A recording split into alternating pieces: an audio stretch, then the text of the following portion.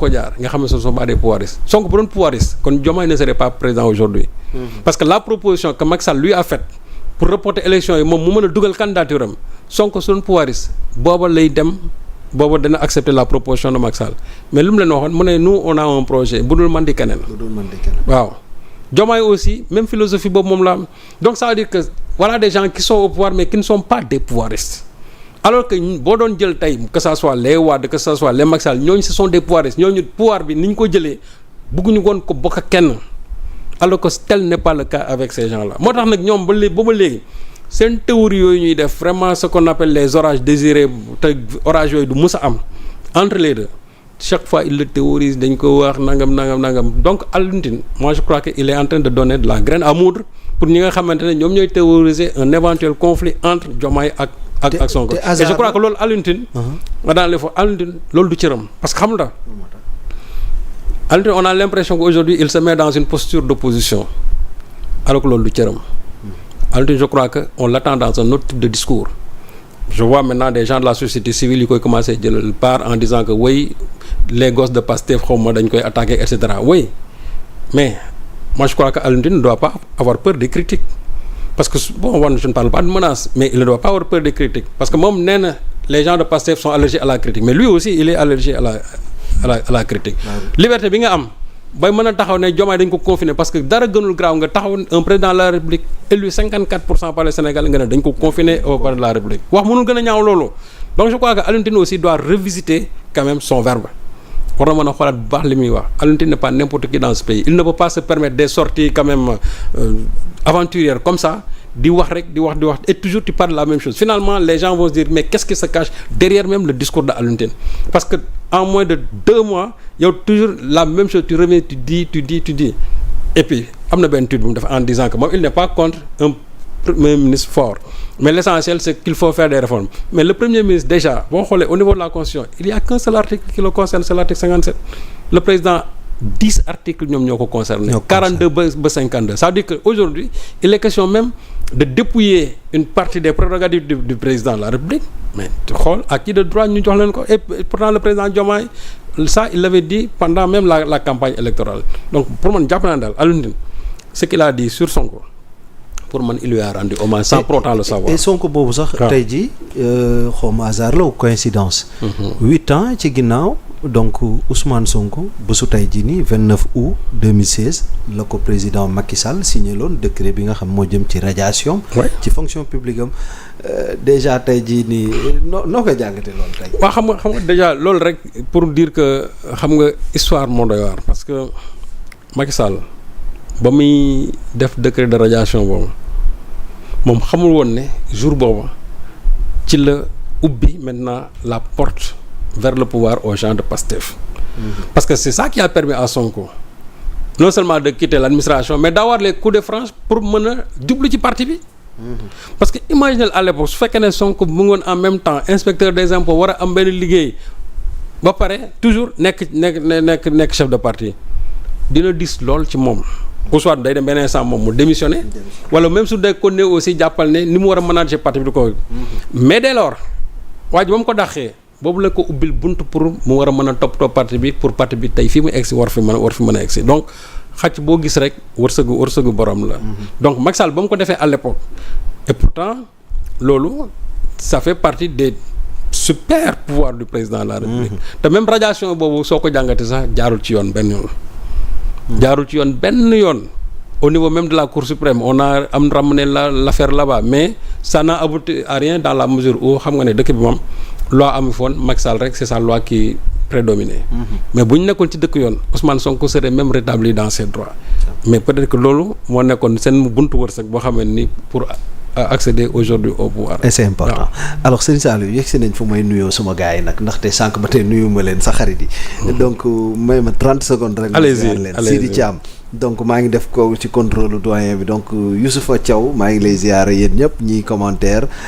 Ibrahima Faye Malick Boy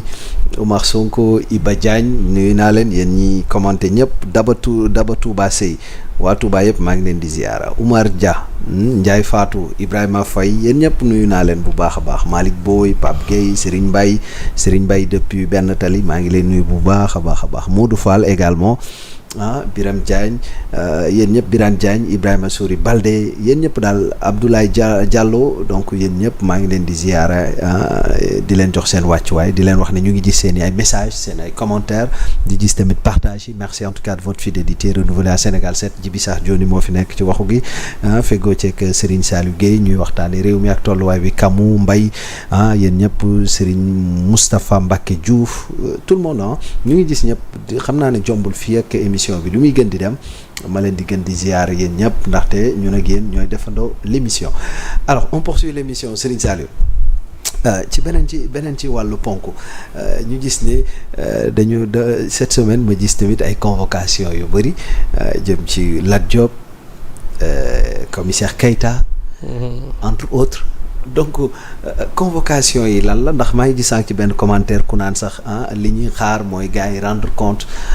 ci fànn woowu la ñu nekk wala lan la wala pour jubbanti la rek. non rendre compte bi sax commencé gul. parce que on vient d'installer le pool financier. ci bi ñu ko tegee yàggul mooy dernier conseil supérieur de la magistrature bi. il y a eu aussi un nouveau parquet bu ñu teg en place. donc mën nañu wax ne poursuite yi commencé gul. c'est vrai que peut-être gars yi ñi ngi ci liggéey bi mais bientôt je crois que ñi nga xamante ne en termes de redevabilité am na loo xamante ne war nañ leen ko ci mën laaj. ñoom dinañ leen woo laaj leen li ñu war a laaj. léegi nag ku mel ni Lat Diop moom dem aéroport dafa dem ñu wàññi ko. waaw bon d'après nos confrères du Soleil il détenait un passeport boo xamante ne nii c'est un passeport diplomatique. puisqu'il n'a pas droit à ça. on a confisqué son passeport bon ñenn ñi aussi ne nañ on lui a interdit de franchir en tout cas la frontière. de interdiction de sortie du territoire. su fekkente ne moom aussi dafa am loo xam ne dafa war a rendre compte jaadu na ñu ne ko toggal ci réew bi. ba keroog liñ lay laaj ñu laaj na ko su boobaa bu fekkente ne liñ lay laaj dara taxewoo ci. di nga war a mën a dem doxi say soxla bu fekkee nag liñ lay laaj dafa am loo xam ne nii jàpp nañ ne amul loo ci laal. su boobaa di nga toog ba mbir yi gën a leer. donc je crois que côté boobu gis naa bon Lat Diop aussi il a fait des sorties en disant que devant l'honneur il préfère la guerre bon je crois que loolu pour man jàpp naa ne. erreur de langage la sax parce que fii guerre amu fii. on est dans un pays boo xamante ni vraiment où les gens. quand même non c'est pas un problème de guerre man pour man sax c'est de bonne guerre que yow da nga. te moom gis nañu ko benn vidéo bu mu doon wax. mais loolu lépp xam la j'ai l'impression que loolu lépp aussi c'est l'expression tout souvent d'une peur mal contenue boo xamante ni moom moo leen di échapper mais ñi nga xam ne ils ont la conscience tranquille ñoom dañuy bëgg bu lii amee alternance am dañuy bëgg ñu woo leen ñu laaj leen. ba seen dar set ci lépp parce que bu fekkee ne dañ nekk dëkk boo xam ne dañ ne on a érigé le détournement de deniers publics en règle. te yow nga doon gérer ay fonds publics dafa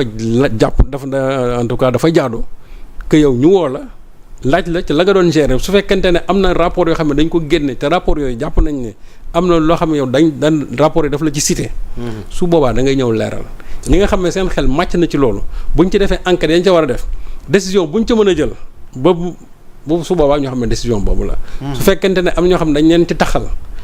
war nañ ci mën a dem devant une juridiction appropriée. su boobaa buñ leen àttee ba jëm ba ci cëppaandaw ga ñu wax ndax ñoom laale nañ ci wala laale wuñ ci. bu fekkee ne am na ñoo xam dañ cee laale lañ fekkee ne ñoom ñoo ko laal ñu delloo ko réew mi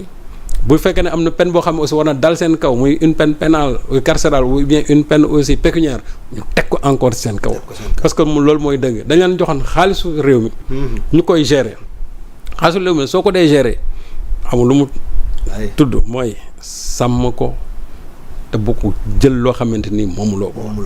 effectivement su fekkente ne nag jàpp nañ ne ñi doon gérer ñu ci bëri dafa am fu ñu dugal xaalis réew mi wala am rapport yoo xam ne ñoom wane na ne ñii setuñ ci mbir yi mais yoon la bu fekkente ne da nga bëgg a génn réew mi ñu la toogal nga xaar ba keroog ñu lijjanti li ñuy lijjanti su boobaa nga war a mën a dem doxi say soxla. je crois que Lat Diop man c'est pas la peine de parler de guerre ay honneur fu loolu amu fi devant l'honneur je ne sais pas devant le déshonneur je choisis la guerre non il faut pas choisir la guerre Lat Diop il faut choisir la paix parce que dans ce pays-là non on n'a plus besoin de guerre Macky Sall et son régime te yow nga bokkoon ci vous nous avez mené la guerre presque pendant 4 ans 5 ans et gis nga à quoi ça a amené gis nga fi mu indi pays bi il y a eu presque une centaine de morts yoo xamante ne nii te ba léegi loolu war nañ ko leeral donc vraiment je crois que ce discours guerrier là ce discours belliciste là vraiment il faut quand même que ça cesse toogal fi nga war a toog le jour J bu ñu la waree interroger bu ñu la waree convoquer ci dara nañ la interroger sereinement boo demee nga présenter devant les autorités judiciaires su boobaa lu ñu la laaj nga tontu leen ci. mais vraiment ce discours guerrier là quand même il faut le mettre de côté parce que ça ne sert à rien. ça ne sert à rien. Alors, ça ne sert à rien. Bon, quelqu'un comme commissaire Keïta. Bon, man commissaire Keïta, franchement, moi je le prends tout simplement comme quelqu'un qui a amusé